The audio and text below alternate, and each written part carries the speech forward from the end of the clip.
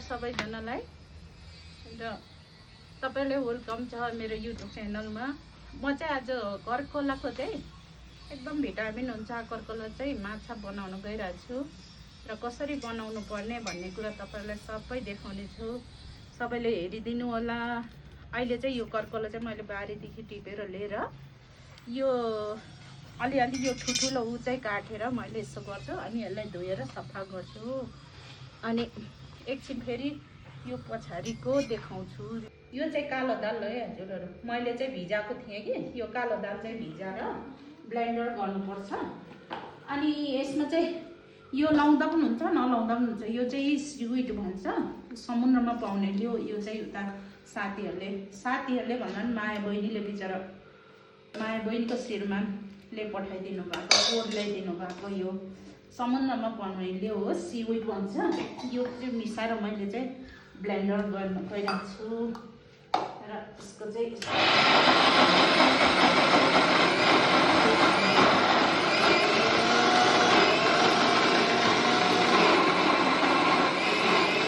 यो चाहिँ यसरी चाहिँ पिनेर चाहिँ सबैलाई चाहिँ पुरा ढिलो बनाउनु पर्छ। यसको चाहिँ पेस्ट बनाउनु पर्छ भनौँ न, कालो दाल र यो सिविड।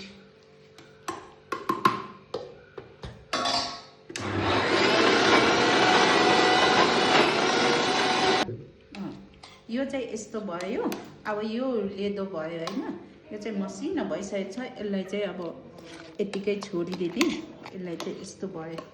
यस्तो भइसकेपछि अब यसलाई चाहिँ यस्तो साइडमा पकाइदिने।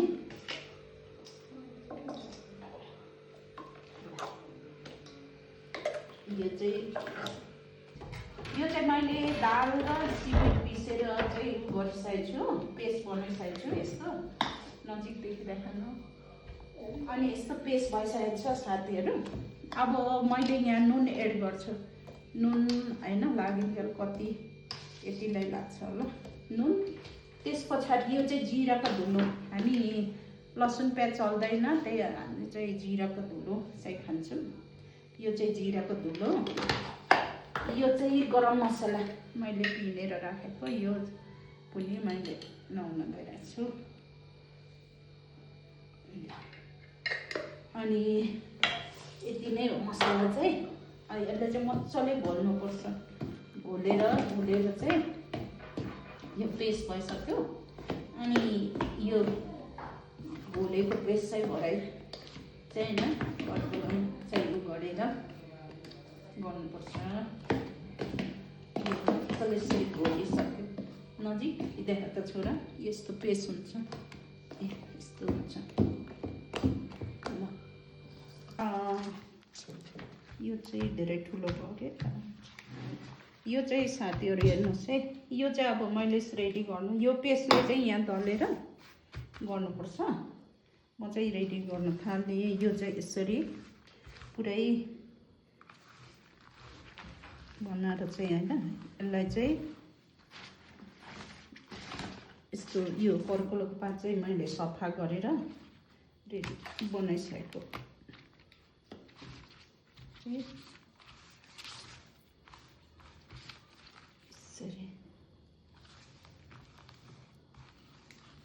यहाँ चाहिँ सबै यस्तो गरिसकेपछि यसलाई चाहिँ फेरि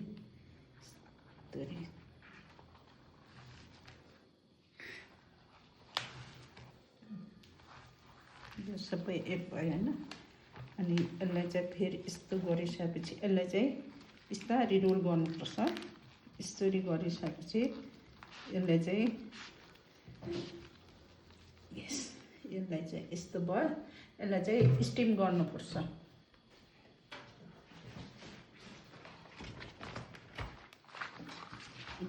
फेरि यता यो पनि रोल भयो। यसलाई चाहिँ स्टिम गर्नुपर्छ।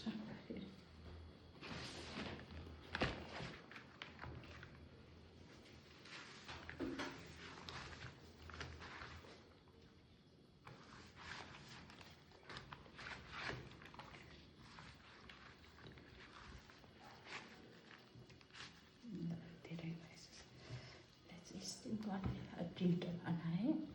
यो चाहिँ स्टिम भइसक्यो है साथीहरू।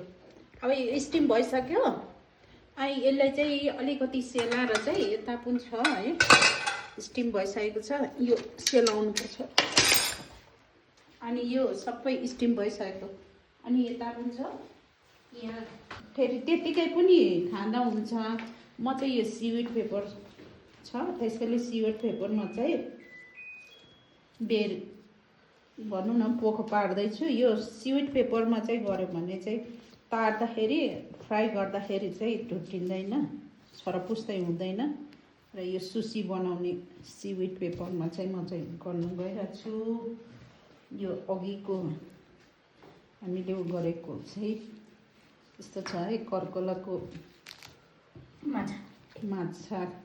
यो भेजिटेरियन, हामी चाहिँ भेजिटेरियन हो। भेजिटेरियनको लागि पनि राम्रो, नन भेजलाई पनि राम्रै हुन्छ है कर्कला खानु। ल यस्तो गरिरहेछु साथीहरू। अब यो चाहिँ यस्तो गरिसकेपछि यसलाई अलिकति सेलाएर चाहिँ काट्नुपर्ने हुन्छ। काटेर चाहिँ फ्राई गर्नुपर्ने हुन्छ। यस्तो भयो है साथीहरू, यस्तो छ। यो चाहिँ मैले काट्दैछु साथीहरू। यसलाई चाहिँ यसरी पिस पिस काटेर चाहिँ फ्राई गर्नुपर्छ। अनि यसरी पिस पिस काटेर चाहिँ यसरी छुरी चाहिँ अलिक लाग्नुपर्ने हुन्छ। मेरो चाहिँ छुरी अलिक यसरी पिस पिस काटेर चाहिँ यसलाई चाहिँ फ्राई गर्नुपर्ने हुन्छ।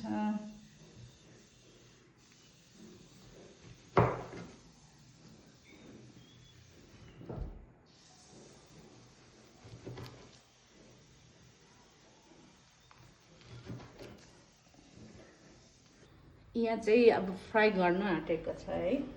यो चाहिँ तेल लाउने। आज चाहिँ यो मैले चाहिँ यो फ्राई गरेको है। आज चाहिँ माघे सङ्क्रान्ति, होइन सरी साउने सङ्क्रान्ति। आज चाहिँ साउन 1 गते हुनाले पाहुनाहरूलाई पनि यस्तो बोलाएको छु खाना खानुको लागि। त्यही भएर हामीले यो भेजिटेरियन आइटमहरू चाहिँ मैले बनाउन आँटेको छु।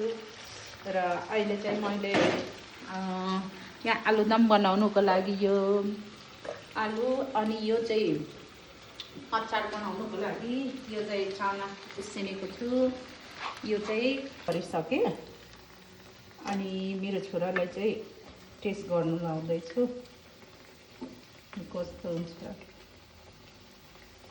यो चाहिँ फ्राई गरेपछि चाहिँ यस्तो हुन्छ।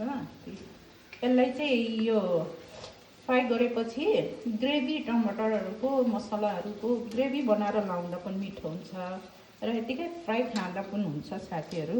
यसले चाहिँ फ्राई हुँदैछ यो पनि। अनि यो चाहिँ ल छोरा टेस्ट गर्नु त। अलिक तातो होला तर चाख्नु न त। मेरो छोराले टेस्ट गर्दैछ।